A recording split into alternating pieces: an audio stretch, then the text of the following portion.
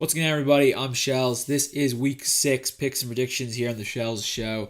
Haven't had a chance to do one of these in a while, so I'm delighted to get a chance to do them. Personally, reasons why I haven't been able to do it is it's been really busy the last 5 weeks, and I haven't been able to do it. I really apologize for that, but it's just like there's things in my personal life that just kind of conflict with the timing and recordings. The only chance I had a chance to do it was like Saturday night or Friday night, and I just didn't really feel like doing one then. I felt like I was cheating not doing the Thursday night game. So we finally have a chance to do this today. Delighted to do it. I've been watching Bill Simmons do one of these where he just guesses the spread. I'm really intrigued by that, doing that. I might do that one of these weeks. We'll see about it doing that maybe on a Sunday night, maybe if I have free time in the future, but we'll see that next time. Anyway, the first 6 weeks of the NFL season, I'm a bit like blown away by some of the things that happened. Minnesota, I did not see coming out that Minnesota really struggled with Adrian Peterson and Teddy Bridgewater. They've blown me away. That defense is legit. Carolina, I'm really shocked about. I thought they were going to do really well, and they've just completely stunk up the joint. So they do get Jonathan Stewart back. I think that he's a massive key to that team. And he's vastly underrated. So I think he's a huge cog to get back on that machine. So let's get right into the games.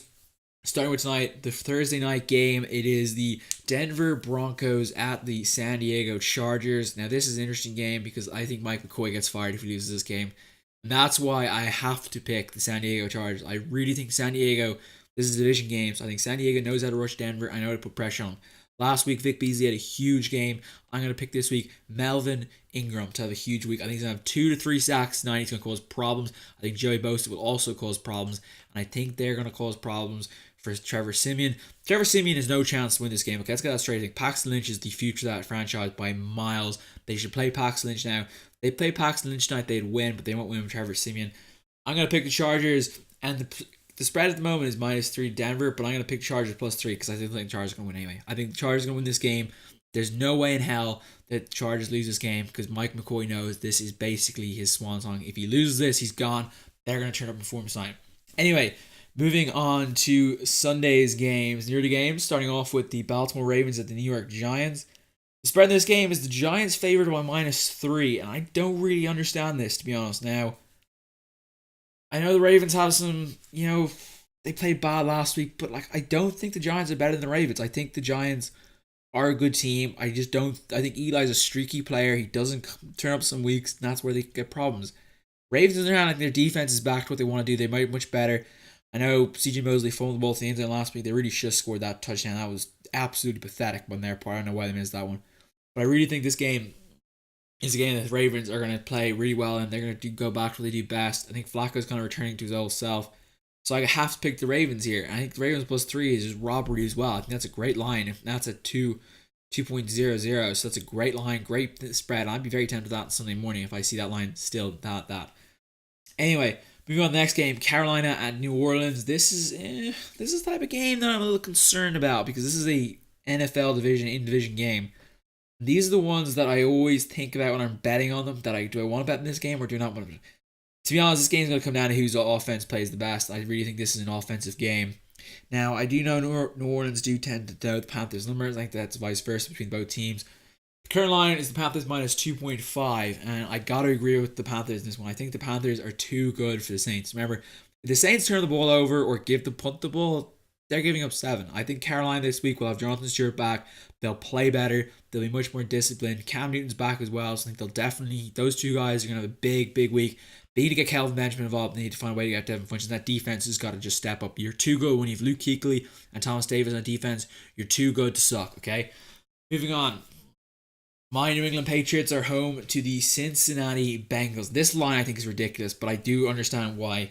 The New England Patriots are open as -9 on the spread. Now, this is I'm a little concerned with this one. Now, I understand why the Bengals have been the best team. They got absolutely whipped by the Cowboys last week, but they're not going to turn up flat in New England. I mean, they turn up flat in New England too many times. They'll be ready to play. I think they'll be ready to play big game. But I do still believe the Patriots do this, and I actually feel that this game, the Patriots win by 10, and that's why I'm picking the Patriots at it's -9 the spread, but I think -10 for the Patriots is probably the peaking point where you're going to get to. Now, there's of course the old garbage time touchdown that could probably ruin this thing, but I really think it's about who gets out the front. If the Patriots start off like wildfire like the Cowboys did last week, this game can get out of hand very quickly, and that -9 will look like an absolute bargain piece. Anyway, moving on. The Browns at the Tennessee Titans, probably the potentially two worst teams in the NFL playoff. Well, Tennessee have gotten a little better. Tennessee are favored in this game -7. Now, this is a tough one because I'm not trying to think whether I like Tennessee or like the Browns in this situation. But this is a difficult one. I do like Tennessee to win this game. I really feel like Mariota will do the job for them. And they got DeMarco Murray like he's playing back in Dallas days where he's just obliterating everything. Like no one could stop him, even the offensive line. So I think I like Titans winning the game, but I like Cleveland +7. I really do. I think they're going to do good this week. I think Terrell Pryor is a magnificent football player. I mean, that guy, is he 6'4"? He can do things. They need to get him matched up on matchups that suit them. But this is tough. I don't know. This is a tough one. Yeah, I'm going Browns +7. I think I just trust the Browns +7. I feel like this is going to be a close game. I don't think the score is going to get past 15 or 20. The over-under, I think, this game is 43.5, and I think I'd agree with 43.5. Probably pick the under still, not my personal opinion. That's just me.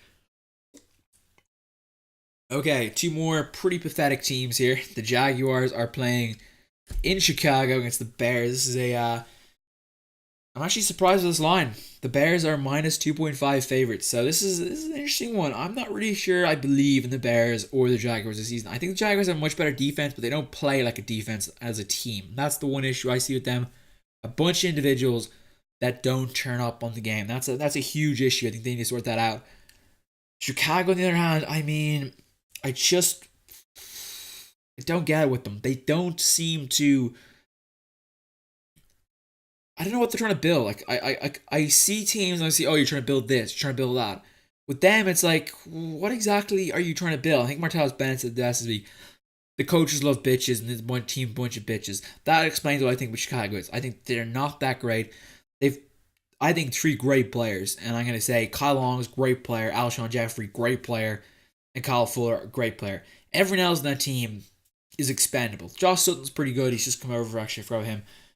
But everyone else is compatible. Now, I gotta pick the Jaguars this game. I think Jaguars +2.5 is that's a home run for me. I think that's gonna definitely be a cover. I think it's gonna be a 2-point game or a 1-point game if anyone loses this game, to be honest. But I have to pick the Jaguars. I feel like Jaguars will win this by 2 or 3 points. It'll be like a field goal at the end. Jaguars have to step up. I mean, you got Allen Robinson, Marquise Lee, Julius Thomas, Mercedes Lewis, that guy Allen Hearns. I mean, TJ Yeldon, Chris Ivory, you gotta perform. They need a quarterback, really, because I don't think Blake Bortles is the guy. But anyway, let's move on. The LA Rams at the Detroit Lions. The Lions in this game, -3-point favorites. So, I think this is about right. And the over-under is 42.5. I think this game is going to be a low-scoring game. I really can't see either team. I think the Lions will score points, but I just don't see how the Rams are going to score points. Now, I know Todd Gurley's like their whole thing, but he just isn't going to do damage. And Tavon Austin, for being paid a top 5 player, I've never seen him do one thing that's impressed me. Like, you can pick that guy up in the 6th or 7th round every year in every draft. You don't need to waste an 8th round pick or 8th overall pick on him. I don't see the Rams as a good team at all. I think they're going to lose this game. I think the Lions -3 is a great line to take if you can get it. I think I'd jump on that. I'd probably even jump on Lions -4 or -5. That's how confident in the Lions this week. I think Marvin Jones leads the NFL in receiving yards in a great year. They need to get Golden Tate going. But once they get Golden Tate going, I mean, that team's going to be tough to stop.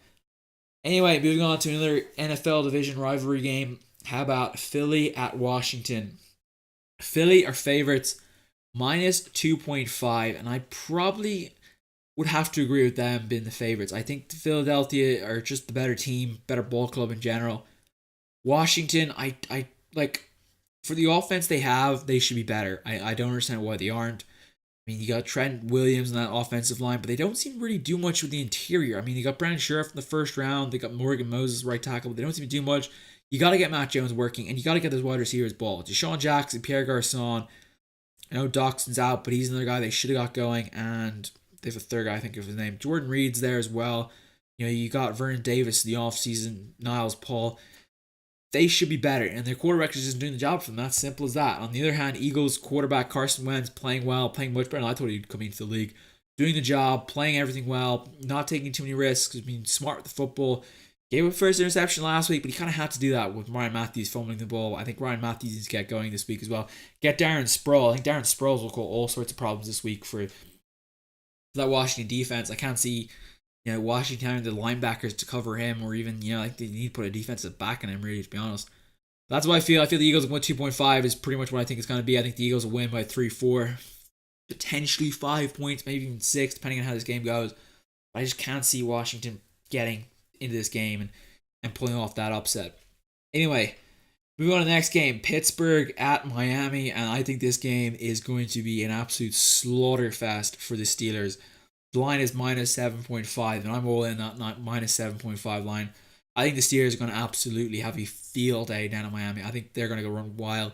Le'Veon Bell, I think he'll have 2 touchdowns. Antonio Brown will go probably like 160 and a touchdown. I think they're going to absolutely obliterate the Dolphins out of the park. I mean, the Dolphins had like a fire sale this week and just like cut a bunch of people, which really doesn't help your ball club if you have to cut a bunch of people mid-season and basically get new guys in because they have to learn everything from scratch. But I don't know what they're doing down in Miami at the moment. They need a quarterback like Ryan Tannehill. It's just, I don't know. He hasn't made the step that they gave the contract that they gave him for. You've got to make something that proves you're worth that contract. And I don't know what they're trying to do. I think their defense is struggling big time. You know, Byron Maxwell looks like he hasn't played football in like 5 years. I mean, what happened to him after he left Seattle? He just completely turned down. You know, I think Byron Maxwell has to go back to Seattle, to be honest. I think Seattle's defense suits what he does perfectly. I don't think other teams really use him properly, and that's the one issue I see with him, and that's just what I think. So that's my prediction. Steelers win that game, I think, by 14, 15. Maybe. I think Steelers can win that game by 20 points, to be honest. That's just how I feel. Right, moving on. Let's have a look at the next games. San Francisco, Buffalo. Wow, this is a good game. Now, this line is a joke. The Buffalo Bills are favored by -9. What on earth is Vegas thinking on this line? That is a terrible line. Here's why, okay? Colin Kaepernick is starting for the 49ers. The 49ers defense, it's pretty much bristle and bear. But this is what's going to happen. Colin Kaepernick this weekend, 300 passing yards, 100 rushing yards. He is going to dominate this week. I guarantee it. So I'm going to pick the San Francisco +9. I don't think San Francisco will win this game. I think they're too patchy on defense and stuff like that, and they're going to support it. But they will do damage. I think Colin Kaepernick will have a huge game. I said weekend game at the same time. I think Colin Kaepernick's going to have a huge week. We're going to see what Chip Kelly's offense, because I think Chip Kelly's offense and Colin Kaepernick are a match made in heaven. I think we're going to see some interesting stuff this week. I can't wait to see what Chip Kelly's going to show off, because Kaepernick is the running quarterback that Chip Kelly in the NFL needs. I think that's going to be huge to see what they do with him. I'm really intrigued what they're going to do, so I'm kind of like looking what they're going to do, and I'll be watching that game probably the game I'm watching as well, with New England on one screen and them on the other. So I'm intrigued with that game. I'm definitely going to go into watching it because I really, really am interested in that. And for like a -9 spread, the over-under seems pretty low at 44, so we'll just have to see in that one. Anyway, so now that game, San Francisco played +9, but I don't think they'll win the game. I think Buffalo will win the game by like 1 or 2 points in the end. Anyway, let's move on to the later games of the day. Kansas City at Oakland. This is a good game, and this will be a very good one. Kansas City favored by -1. So Kansas City, what do they got to do? Well, I think Kansas City are really a run the ball team. I think they don't really perform. They can't run the football. You got to stop that if you want to beat this Kansas City Chiefs. Their defense, Marcus Peters to me is a top 5 corner. Right? I think they got a great job. Oakland, on the other hand, like Amari Cooper, Derek Carr, Michael Crabtree, that relationship is pretty good.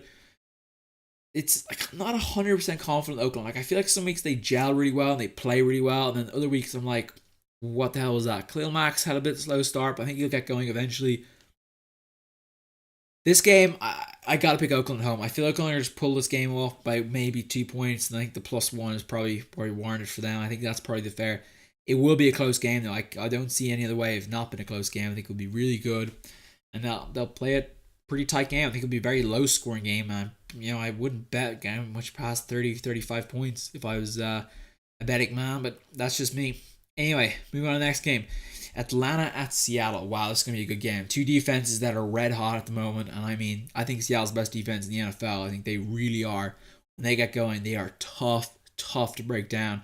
Atlanta's defense last week was magnificent in Denver. They played out of their minds.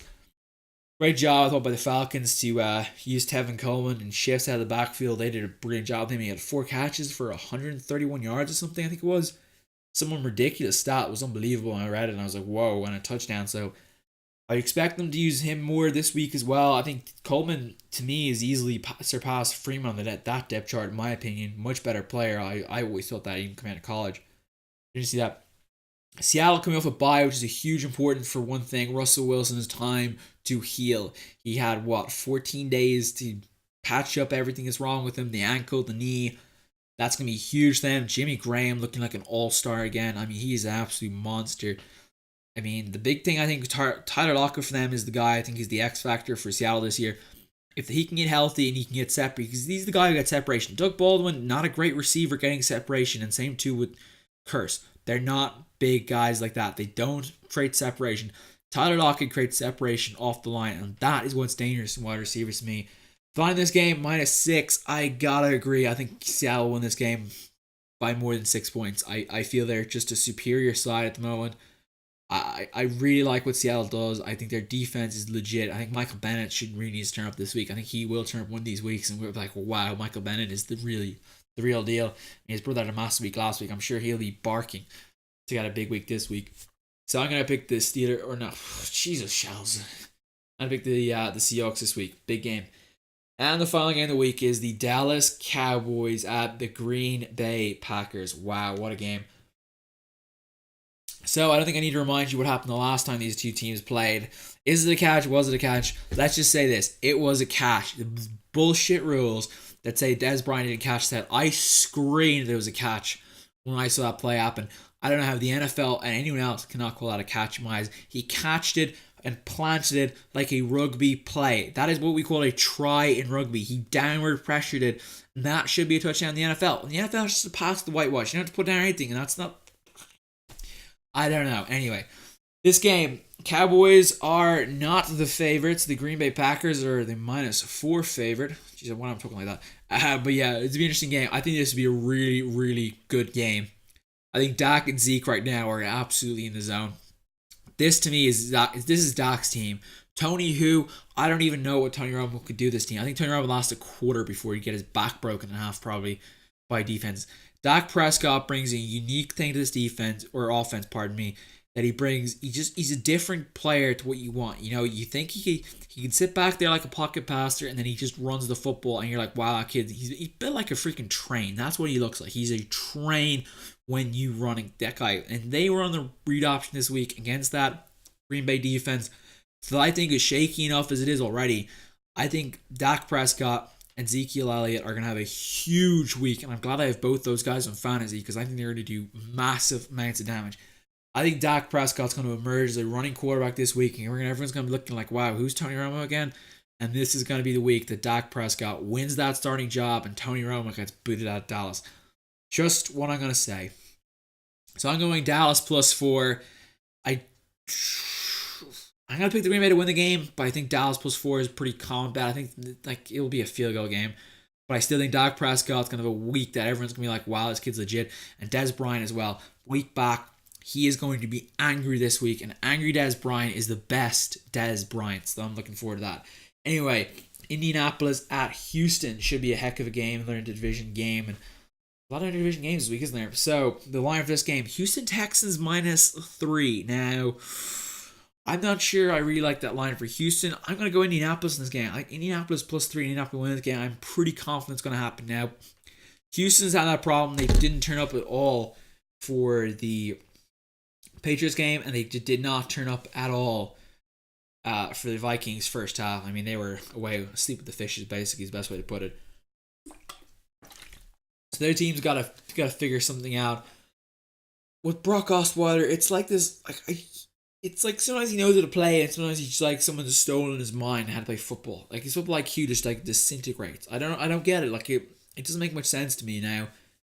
I expect they will play much better this week. I think they'll be much better for a division opponent. They will play much better. They'll be ready.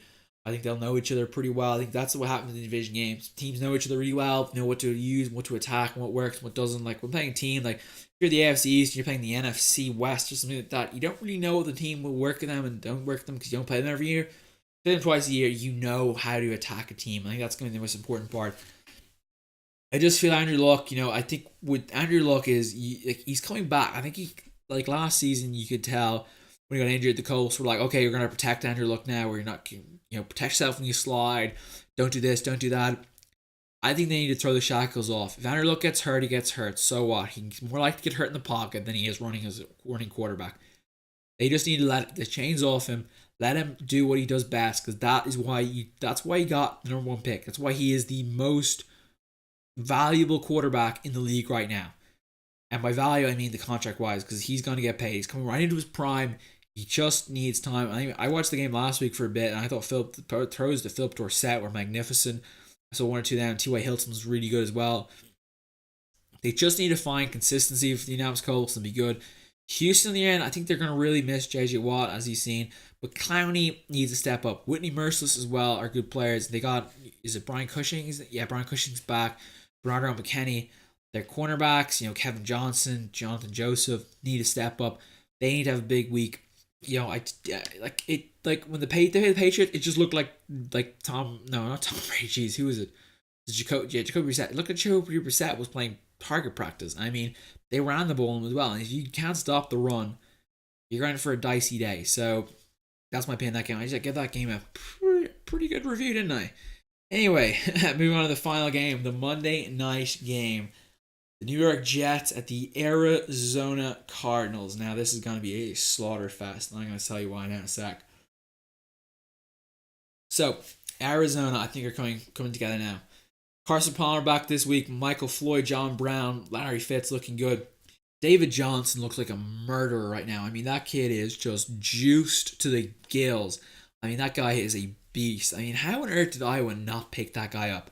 Like, he was right in your backyard and you missed him in college. That was a huge miss from Iowa.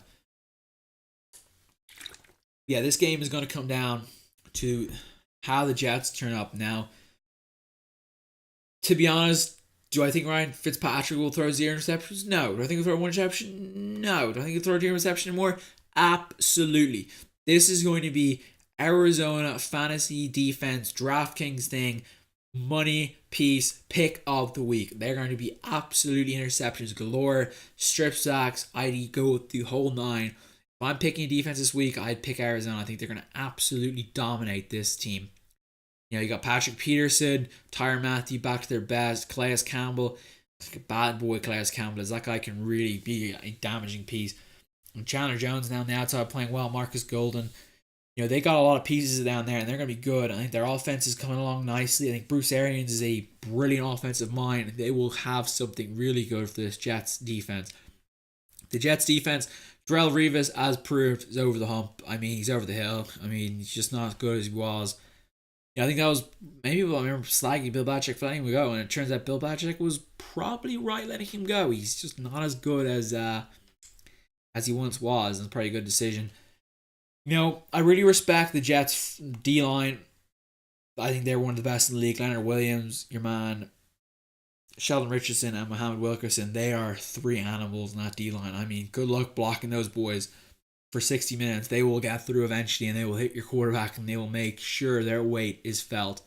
They will do damage, but I just can't put it past the offense. I think Arizona's going to score touchdowns, and I don't think the Jets can score touchdowns on this Arizona defense. Arizona are too good on defense, and they're too good on offense. So Arizona -7, and that is it. That's what I'm going to pick. So that is the Week 6 predictions. I hope you guys enjoyed. I'd probably be back next week, hopefully, if I have the time. I am not 100% confident I'll have the time, but I should have the time for the next few weeks, unless there's a time maybe at the end of November where things right now I don't think I'll have time to do them, but hopefully we'll work it out then. I'm going to leave the video here, guys. Thank you so much for watching, and I'll see you guys next week, I presume. Can't wait for this Infinity War beta.